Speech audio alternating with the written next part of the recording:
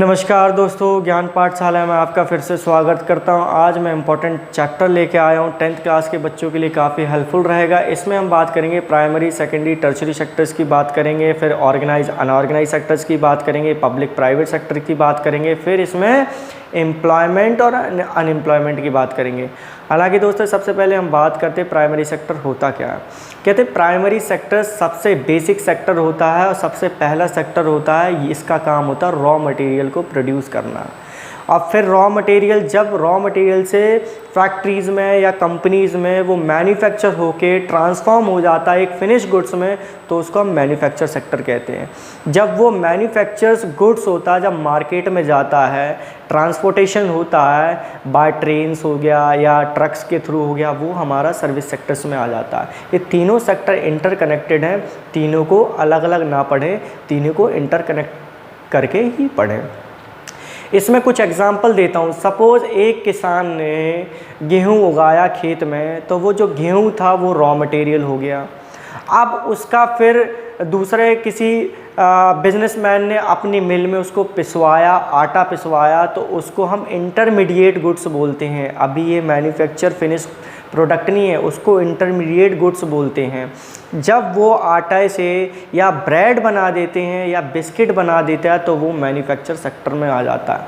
तो do not get confuse कि intermediate goods और मैन्युफैक्चर गुड्स थोड़ा डिफरेंस है, क्योंकि इंटरमीडिएट गुड्स काफ़ी हेल्प करता है उस प्रोडक्ट को फुल्ली तरीके से मैन्युफैक्चर होने में। तीसरा हम बात करते हैं, इसमें हमने सर्विस सेक्टर्स की बात कर दी। अब वो सर्विस सेक्टर्स में क्या है, वो जो माल है वो मार्केट तक पहुंचाना है, चाहे ऑनलाइन के थ्रू हो चाहे ऑफलाइन के थ्रू, वो सर्विस सेक्टर्स हो जाता है। अब इसमें हम बात करते हैं कंट्री की जीडीपी कैसे कैलकुलेट करते हैं। कहते हैं गुड्स एंड सर्विसेज जो भी पूरी साल में प्रोड्यूस करते हैं, ये तीनों सेक्टर की इनकी वैल्यूएशंस को हम जीडीपी काउंट करते हैं। सपोज़ प्राइमरी सेक्टर ने पूरे साल में जितना भी अनाज उगाया है उसका क्या टोटल वैल्यू है, मैन्युफैक्चर सेक्टर में जितना भी माल प्रोड्यूस करा हर कंपनी फैक्ट्रीज़ में उसकी टोटल वैल्यू है, और सर्विस सेक्टर्स में जितनी भी उन्होंने ऑनलाइन ऑफलाइन जितनी भी सर्विस से कमाया, उन तीनों को इकट्ठा पर एनम में अगर हम जितनी भी अर्निंग करते हैं तो उससे जीडीपी निकाल लेते हैं। अब हम इसमें बात करते हैं हिस्टोरिकली एम्प्लॉयमेंट में काफ़ी ज़्यादा चेंजेस आए हैं। सबसे पहले बात करते हैं, अगर हम बात करें कि हमारी कंट्री 47 में तो आज़ाद हो गई थी।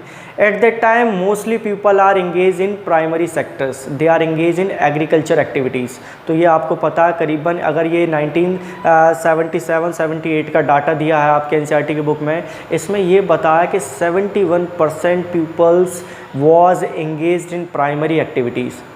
प्राइमरी एक्टिविटीज़ वो माइनिंग भी हो सकती है, वो एग्रीकल्चर सेक्टर भी हो सकता है। अब कहते हैं 11% पीपल्स जो थे वो इंगेज थे सेकेंडरी सेक्टर्स में, जो कि मैन्युफैक्चर्स था, और करीबन 18% पीपल जो इंगेज थे वो टर्शरी सेक्टर्स में। अब वहीं 2017 और 18 का डाटा देखें तो काफ़ी सारा चेंजेस आया अनएम्प्लॉयमेंट में। कहाँ वो 71% प्राइमरी सेक्टर्स में थे, अब वो प्राइमरी सेक्टर्स में घट के 44% पीपल इंगेज हो गए हैं। तो कहीं ना कहीं के प्राइमरी सेक्टर्स के जो लोग थे वो कहीं ना कहीं डेविएट हो गए हैं, वो दूसरे सेक्टर्स में, या फिर वो मैन्युफैक्चर सेक्टर में चले गए, या फिर वो सर्विस सेक्टर्स में चले गए।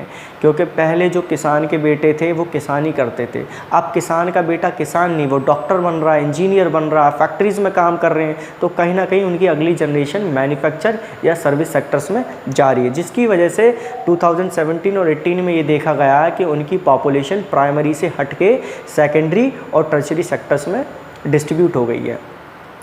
तो ये जो डाटा हमने बात कराया, तो कहते हैं सेकेंडरी सेक्टर्स में 25% पीपल इंगेज है और टर्शरी सेक्टर्स में करीबन 31% पीपल इंगेज है। तो कहीं ना कहीं चेंजेस देखने को मिले हैं, हिस्टोरिकली बात हम कर रहे हैं। अब हम बात करते हैं कि ग्रामीण समाज में, इन रूरल सोसाइटी में जो अनएम्प्लॉयमेंट है उसको कम कैसे किया जा सके।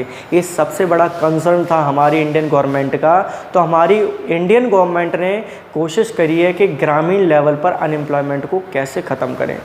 तो इंडियन गवर्नमेंट ने 2005 में नरेगा, अब उसको बाद में MNREGA, Mahatma Gandhi national rural employment guarantee act जो पास करा था, जिसके बदौलत ग्रामीण लोगों में, जो गांव में रहने वाले लोगों को 100 दिन का रोज़गार दें ताकि वहां पर बेरोज़गारी को ख़त्म कर दें।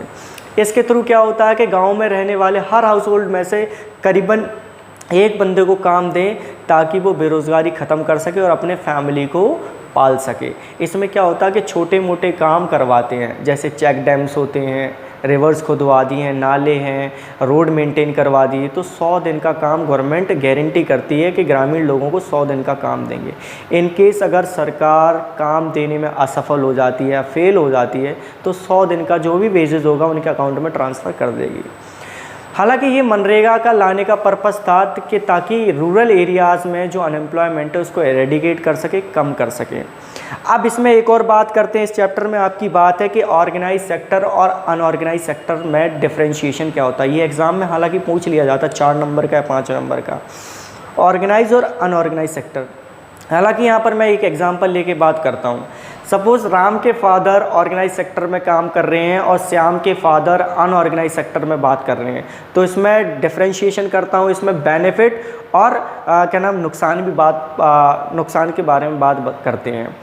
तो इसमें सबसे पहले हम बात करते हैं, जैसे राम के फादर अगर ऑर्गेनाइज सेक्टर में काम कर रहे हैं तो उसके क्या बेनिफिट है। सबसे पहले रेगुलर बेसिस पे काम मिलता है, ये नहीं कि 10 दिन काम मिल गया फिर 5 दिन काम नहीं है। ऑर्गेनाइज सेक्टर में रेगुलर काम है और सैलरी फिक्स है, जॉब सिक्योरिटी है। हालांकि अगर छुट्टियां हो जाती तो छुट्टियों में भी वेतन मिलता है, वर्किंग कंडीशन अच्छी होती है, प्रोविडेंट फंड मिलता है, हेल्थ फैसिलिटीज़ मिलती है। ये सारे बेनिफिट ऑर्गेनाइज सेक्टर में होते हैं। लेकिन वहीं श्याम के फादर अनऑर्गेनाइज सेक्टर में काम करते हैं तो वहाँ ना जॉब सिक्योरिटी है, वर्किंग कंडीशंस भी ख़राब है और ओवर टाइम करवाते हैं तो उसमें कोई पैसे नहीं देते। लेकिन ऑर्गेनाइज सेक्टर में ओवर टाइम का हमेशा पैसा मिलता है। तो यहाँ पर क्या होता है, जॉब सिक्योरिटी नहीं है, वर्किंग इन्वायरमेंट ख़राब है, ठीक है। तो ये सारे डीमेरिट्स आ जाते हैं। अगर छुट्टी मार भी लेता है कोई इंसान तो उसकी तनख्वाह काट लेते हैं, वेजेस काट लेते हैं, ये डेली वेजेस के बेस पे होते हैं। तो ये डिफरेंशिएशन आपका 4 या 5 नंबर का एग्ज़ाम में पूछ लिया जाता है। अब इस चैप्टर में एक और टॉपिक्स है, पब्लिक एंड प्राइवेट सेक्टर होता क्या है। सबसे पहले बात करते हैं पब्लिक सेक्टर्स, वो सारी कंपनी होती हैं जिस पर कंट्रोल और कोऑर्डिनेशन सरकार का होता है। वो सारी कंपनी जो रेगुलेट होती, जो चलाई जाती हैं, वो सरकार के थ्रू चलाई जाती हैं। और प्राइवेट सेक्टर्स या प्राइवेट कंपनीज़ उन्हें कहते हैं जो कोई एक इंसान मालिक होता, उसको पूर्ण रूप से रेगुलेट करता, गवर्न करता, जो भी अर्निंग और प्रॉफिट होता वो ऑनर ही बेयर करता है। लॉस होगा तो वो बेयर करेगा और प्रॉफिट होगा तो वो बेयर करेगा। तो ये डिफरेंशिएशन इसमें बात पूछ सकते हैं 4 नंबर का। हालांकि आई होप ये चैप्टर समझ में आया होगा। इसमें जीडीपी के बारे में बात कर ली हमने, हिस्टोरिकली चेंजेस की बात कर ली कि कैसे ट्रांसफॉर्म हो गए हैं प्राइमरी, सेकेंडरी और टर्शियरी सेक्टर। आई होप ये चैप्टर आपको समझ में आया होगा। और इसके इम्पोर्टेंट सीबीएसई में सबसे इम्पोर्टेंट सवाल आ जाता है, तीनों सेक्टर का लिंकेज पूछ लेते हैं। प्राइमरी, सेकेंडरी, टर्शियरी सेक्टर क्या है ये डिफाइन करो। फिर कहेंगे ऑर्गेनाइज एंड अनऑर्गेनाइज सेक्टर क्या है, इसका डिफरेंशिएट करो। पब्लिक एंड प्राइवेट सेक्टर में डिफरेंशिएशंस क्या है, तो कहेंगे ग्रामीण इलाकों में अनएम्प्लॉयमेंट को कम करने के लिए गवर्नमेंट के क्या मेजर्स थे। तो इसमें मनरेगा एक पॉलिसी थी जो गवर्नमेंट ने क्रिएट करी थी, इम्प्लीमेंट करी थी, ताकि वो रूरल एरियाज़ में अनएम्प्लॉयमेंट को ख़त्म कर सकें। आई होप ये आपको समझ में आएगा। कोई क्वेश्चंस या कोई डाउट्स, कोई क्वायरीज़ हो तो कमेंट सेक्शन में आप ज़रूर भेजें। लाइक करें, सब्सक्राइब करें। ऐसे ही आपका प्यार मिलता रहेगा तो ऐसे ही आपके लिए वीडियो बनाता रहूँगा। जय हिंद।